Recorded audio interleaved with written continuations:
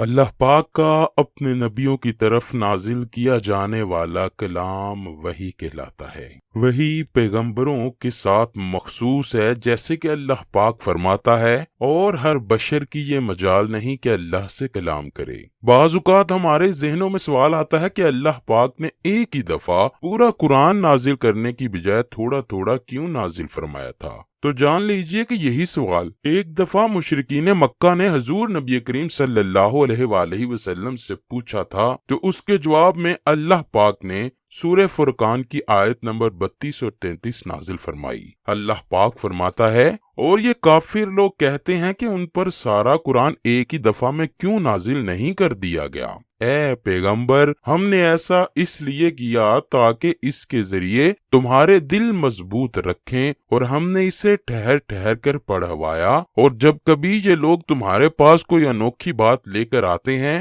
ہم تمہیں اس کا ٹھیک ٹھیک جواب اور زیادہ وضاحت کے ساتھ عطا کر دیتے ہیں۔ اس آیت مبارکہ کی تفسیر میں حضرت امام رازی لکھتے ہیں کہ قرآن کریم کے تدریجی نزول کے پیچھے 3 طرح کی حکمتیں تھیں۔ سب سے پہلی یہ کہ اگر قرآن ایک دفعہ میں نازل ہو جاتا تو احکام کی پابندی اسی دن سے شروع ہو جاتی، مطلب پہلے دن سے ہی مسلمانوں پر تمام احکام لاگو ہو جاتے جن پر ایک دم سے عمل کرنا مشکل ہو جاتا۔ دوسری وجہ یہ تھی کہ حضور علیہ السلام کو مکہ والے روز طرح طرح کی اذیتیں دیتے تھے، جبکہ حضرت جبرائیل کا بار بار قرآن لے کر آنا ان مصیبتوں کو خوشیوں میں بدل دیتا تھا۔ تیسری وجہ یہ ہے کہ قرآن کریم کا ایک بڑا حصہ لوگوں کے سوالات کے جوابات اور مختلف واقعات سے متعلق ہے، اسی لیے ان آیتوں کا نزول اسی وقت مناسب تھا جس وقت وہ سوالات کیے گئے یا وہ واقعات پیش آئے۔ اس سے مسلمانوں کی بصیرت بھی بڑھتی تھی، اور قرآن کریم کی غیبی خبریں بیان کرنے سے اس کی حقانیت اور زیادہ آشکار ہو جاتی تھی۔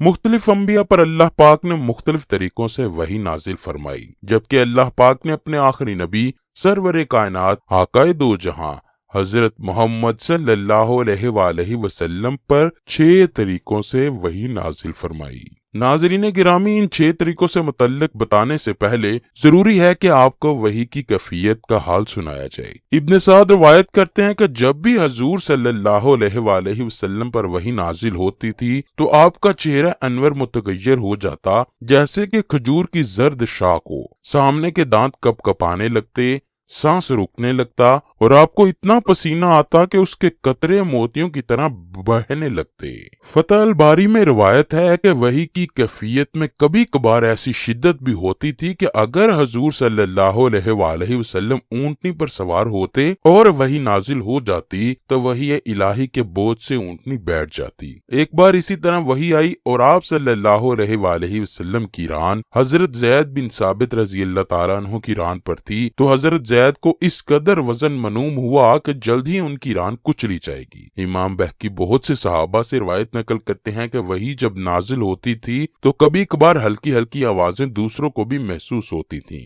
صحابہ کے اقوال نقل ہیں کہ جب حضور صلی اللہ علیہ وآلہ وسلم پر وحی نازل ہوتی تو آپ کے چہرہ مبارک کے قریب شہد کی مکھیوں کی بنبناہٹ جیسی آوازیں سنائی دیتی تھیں۔ آئیے ناظرین گرامی، ان 6 طریقوں کے متعلق آپ کو بتائیں کہ جس طرح اللہ پاک نے اپنے آخری نبی حضرت محمد پر وحی نازل فرمائی۔ سب سے پہلے عام طریقے کو امام بخاری روایت کرتے ہیں کہ ایک دفعہ حضرت سے حضرت حارث بن حشام نے پوچھا، یا رسول اللہ، آپ پر وحی کیسے نازل ہوتی ہے؟ حضور صلی اللہ علیہ وآلہ وسلم فرمانے لگے کہ وحی کی سب سے زیادہ سخت صورت یہ ہوتی ہے کہ جب مجھے ایک گھنٹی کی سی آواز سنائی دیتی ہے اور اسی آواز سے نازل ہوتی رہتی ہے، پھر جب یہ سلسلہ ختم ہوتا ہے تو جو کچھ اس آواز نے کہا ہوتا ہے وہ سب مجھے یاد ہو جاتا ہے، اور کبھی فرشتہ میرے سامنے ایک مرد کی پیاری صورت میں آتا ہے اور مجھے پیغام سناتا ہے، جو کچھ کہتا ہے وہ مجھے یاد ہو جاتا ہے۔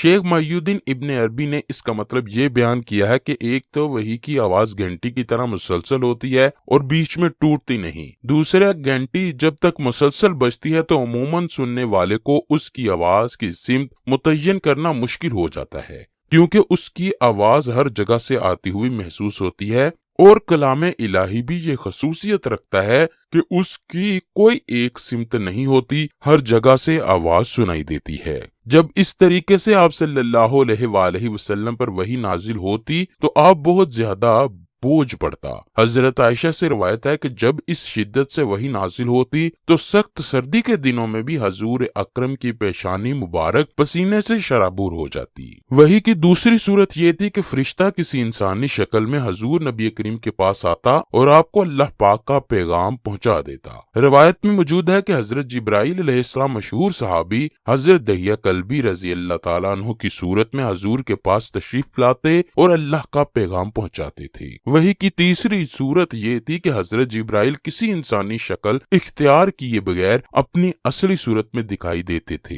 اور حضور کو اللہ کا پیغام دیتے۔ ایسی صورت میں جب بھی حضور صلی اللہ علیہ وآلہ وسلم کے پاس حضرت جبرائیل آئے تو اللہ کا خاص پیغام ملا۔ وحی کی چوتھی صورت یہ تھی کہ آپ کو نزول قرآن سے پہلے سچے خواب آتے تھے، یعنی جو کچھ آپ کو خواب میں نظر آتا وہ اگلی صبح نمودار ہو جاتا۔ بخاری کے باب الوحی کی حدیث نمبر 3 ہے کہ حضور نبی کریم پر وحی کی ابتدا نیند کی حالت میں سچے خوابوں سے ہوئی۔ اس وقت جو کچھ آپ خواب میں دیکھتے وہ بیداری میں ہو جاتا۔ وحی کی پانچویں صورت یہ تھی کہ حضرت جبرائیل علیہ السلام کسی بھی صورت میں سامنے آئے بغیر آپ کے قلب مبارک میں کوئی بات القاء فرما دیتے اور اسے اصطلاح میں نفس فر روح کہتے ہیں۔ جیسے حدیث پاک میں حضور صلی اللہ علیہ وآلہ وسلم نے فرمایا، حضرت جبرائیل نے میرے دل میں بات ڈالی ہے کہ کوئی نفس مرتا نہیں یہاں تک کہ اس کا رزق مکمل ہو جائے، لہٰذا تلاش رزق میں اعتدال اختیار کرو۔